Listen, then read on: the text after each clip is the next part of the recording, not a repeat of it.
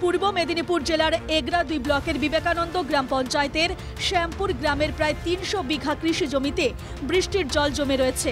ফলে চাষের কাজ করতে পারছেন না স্থানীয় চাষিরা। রাস্তার উল্টো দিকে উদ্ভবপুর গ্রামে চাষাবাদ হয়েছে। অথচ শ্যামপুরের প্রায় 300 চাষি এবং বাসিন্দাদের মাথায় হাত। কেউ ভাগ চাষি, কেউ সার কীটনাশকের ব্যবসায়ী, আবার কেউ এইসব জমিতে শ্রমিকের কাজ করে সংসার চালান। তাদের সকলেই প্রত্যক্ষ বা পরোক্ষভাবে আর্থিক দিক দিয়ে ক্ষতিগ্রস্ত হচ্ছেন বলে অভিযোগ। পঞ্চায়েত ছিল তৃণমূল, এই 3 নম্বর বিবেকানন্দ অঞ্চল। পঞ্চায়েত চেঞ্জ হওয়ার পরে আমাদের যে নিকাশিটা ছিল এখানে বোলটাকে ভেঙে দিয়েছে। ভেঙে জলটা অবরোধ, বাস্তুতে জল উঠে যায় বর্ষাকালে। এখনও পর্যন্ত প্রায় 1.5 ফুটের বেশি জল। মানুষ রোপণ করতে পারছে না, চাষবাস নেই। মানুষ ঋণগ্রস্ত, দেনাগ্রস্ত, ব্যাংক থেকে লোন নিয়েছে। সমস্ত প্রশাসনের বারংবার দ্বারস্থ হয়েছি, আবেদন করেছি, সমস্ত আমাদের কাছে ডকুমেন্টস কাগজ রয়েছে। ওনারা বারংবার আমাদের আশ্বাস দিচ্ছেন আমরা গিয়ে জলটা কাটিয়ে দিব, জলটা বের করে দেবো আপনাদের চাষের সুবিধার জন্য। কোনো অদ্যাবধি আজ পর্যন্ত আমাদের কোনো বোরোর চাষ পর্যন্ত রোপণই হলো না, বীজতলা পর্যন্ত চাষিরা ফেলতে পারলো না।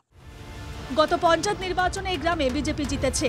তারপর স্থানীয় তৃণমূল নেতারা সরকারি বাঁধের মধ্যে থাকা কালভার্ট জোরপূর্বক ভেঙে দিয়ে সম্পূর্ণভাবে জল নিকাশি আটকে দিয়েছে বলে অভিযোগ বিজেপির।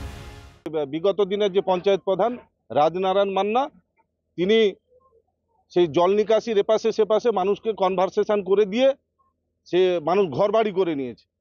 তাই জল নিকাশি স্থায়ী সমাধান হচ্ছে না। গত বছর আষাঢ় শ্রাবণ মাসের যে জল, সে জল এখনও দাঁড়িয়ে আছে প্রায় 3 থেকে 4 ফুট। বিজেপি যে প্রচার করছে তৃণমূলের জন্য জল নিকাশি নেই, সম্পূর্ণ ভ্রান্ত, ভুল ধারণা। কারণ বিজেপি পরিচালিত এটা গ্রাম পঞ্চায়েত, আর 2 ঊর্ধ্বপুর এবং শ্যামপুর, ওই 2 জায়গাতেই বিজেপির মেম্বার রয়েছে। আমরা তৃণমূল কংগ্রেসের পক্ষ থেকে বারে বারে চেষ্টা করেছি যে যাতে জল নিকাশির ব্যবস্থা করা যায়। রাজনৈতিক তরজা ও সমস্যার কারণে চাষিরা আমন ধানের চাষ করতে পারেননি। আগামী দিনে বোরো ধানের চাষ করতে না পারার সম্ভাবনা দেখা দিয়েছে। কবে চাষিরা নিজের জমিতে চাষ করতে পারবেন সেই আশায় দিন গুনছেন সকলে। পূর্ব মেদিনীপুরের এগরা থেকে শান্তনু বেরার রিপোর্ট, NKTV বাংলা।